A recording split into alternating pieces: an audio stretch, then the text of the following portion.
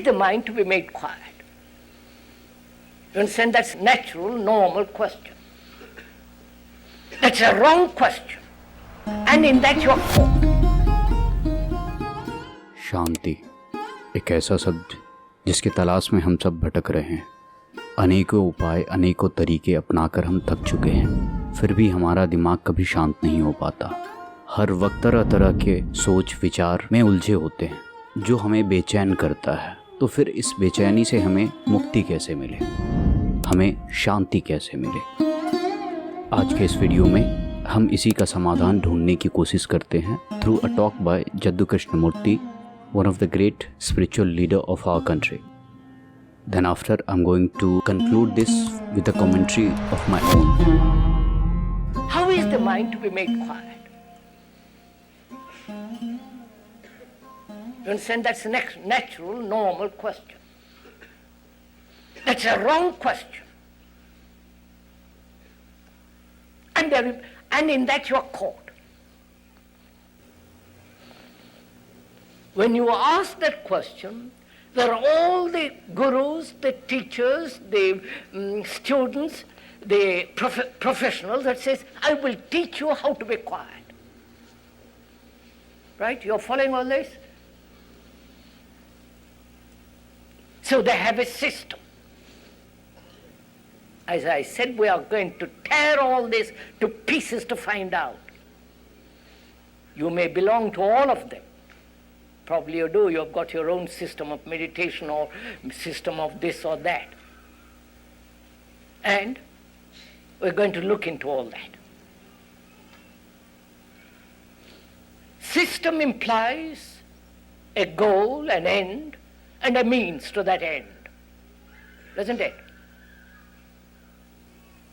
Please listen to this carefully. There is the Christian method, the Hindu method, the Zen method, the various methods, including the transcendental methods. Method being a means to an end. You have projected the end, calling it enlightenment, God, whatever it is. Whether you have projected it, or your guru, or your teacher, or your priest, they have projected it for you, and you accept it. And then they offer you the method to achieve that end. The end is your projection. And when you practice the method which promises the achievement of that end, it's a process of self-hypnosis.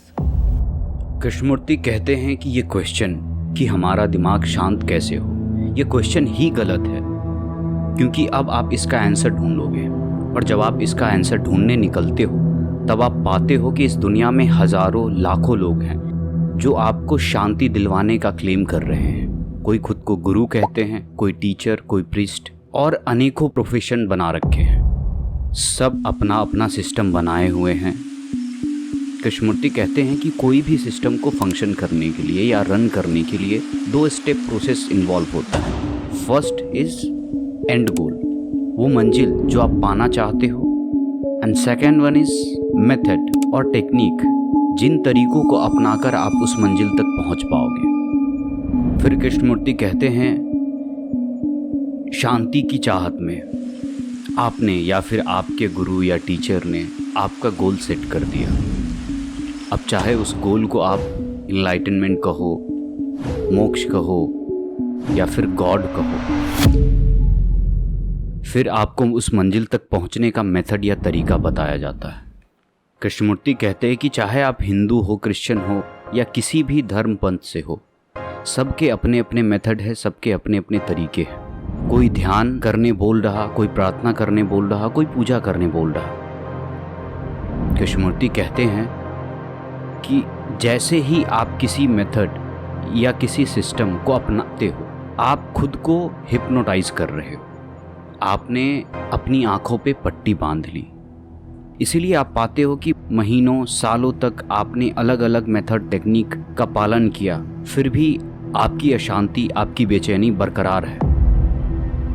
अगर आसान भाषा में मैं आपको कहूँ तो ये सभी सिस्टम, मेथड, टेक्निक्स एक नशीली पदार्थ की तरह काम करता है। जब तक उसका असर होता है तब तक आपको अच्छा लगता है। जैसे ही असर उतरा उससे अधिक बेचैनी में आप फिर से डूब जाते हो। आप गौर से देखो तो आप समझोगे कि ये सिस्टम आपके शांति के लिए बना ही नहीं था। जैसे कोई ड्रग एडिक्ट अपनी बेचैनी को दूर करने के लिए बार बार नशे की दुकान पर जाता है, वैसे ही आप बार बार चर्च, मंदिर, मस्जिद, आश्रम में जाते हो और अपने मेहनत की कमाई डोनेशन के नाम पर दान करते हो। इससे फ़ायदा केवल उन्हीं को होता है जो ये सिस्टम चला रहे हैं। You know, I used to know a man for 25 years he practiced meditation. Nothing else but that. He left his family, went off into the woods, lived a monastic life and meditated. And unfortunately, somebody brought him to one of the talks in which the speaker was talking about meditation, amongst other things, and pointed out that this form of meditation with a system and an end is self-hypnosis. He came to see me the next day and he said, "You are perfectly right. 25 years I have practiced meditation and now realize that I have wasted my life." You know, that requires a great deal of perception and vitality and energy to acknowledge something that's not true that you have been doing. जब हमें ध्यान नहीं करना, जब हमें पूजा नहीं करना, जब हमें प्रार्थना नहीं करना, तो फिर हम शांति तक पहुँचे कैसे? हमें शांति मिले कैसे? You yourself see that when you listen to something, when you see a beautiful mountain, a tree, a bird on the wing, your mind must be totally quiet. You see that, you understand, you do it. And you say, if I could make my mind so quiet, then everything would be simple.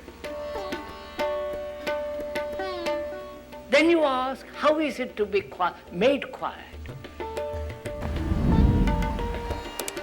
Krishnamurthy यहाँ कह रहे हैं कि जब आप कुछ सुनते हो, जब आप नेचर के करीब जाते हो, जब आप पेड़ों की हरियाली को देखते हो, जब आप पहाड़ों को, उनकी खूबसूरत वादियों को देखते हो, जब आप चिड़ियों की मधुर आवाज़ को सुनते हो, जब आप नदियों को बहते देखते हो, आप उस वक्त कितने शांत होते हो और उस शांति का आभास आपके सारे बेचैनी, सारे परेशानी को ख़त्म कर देता है।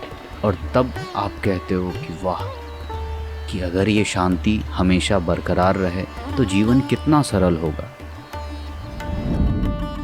लेकिन अगर आप ध्यान दो तो उस वक्त आपने किसी भी मेथड या टेक्निक का उपयोग किया ही नहीं, फिर शांति मिली कैसे? जब आप इस बात को समझोगे तब आप पाओगे कि शांति हमारे अंदर ही है। उस समय हमारा दिमाग शांत इसलिए हो पाया क्योंकि हमारा ध्यान पूरी तरह से नेचर की खूबसूरती को महसूस करने में था।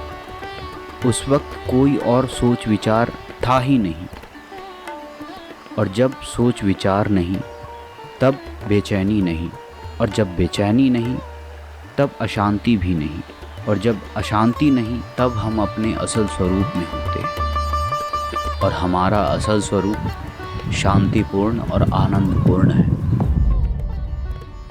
अब आप खुद सोचो और समझो कि यदि शांति हमारे होने से, शांति हमारे अंदर है, फिर हमें किसी टेक्निक या मेथड की या फिर किसी भी सिस्टम को फॉलो करने की क्या ज़रूरत है? ये सारे सिस्टम हमें हमसे दूर लेके जाता है, और जितना दूर हम खुद से होंगे उतनी दूर हम शांति से होंगे। Thank you for your time. I hope कि ये वीडियो आपके लाइफ में कुछ वैल्यू ऐड करे। धन्यवाद।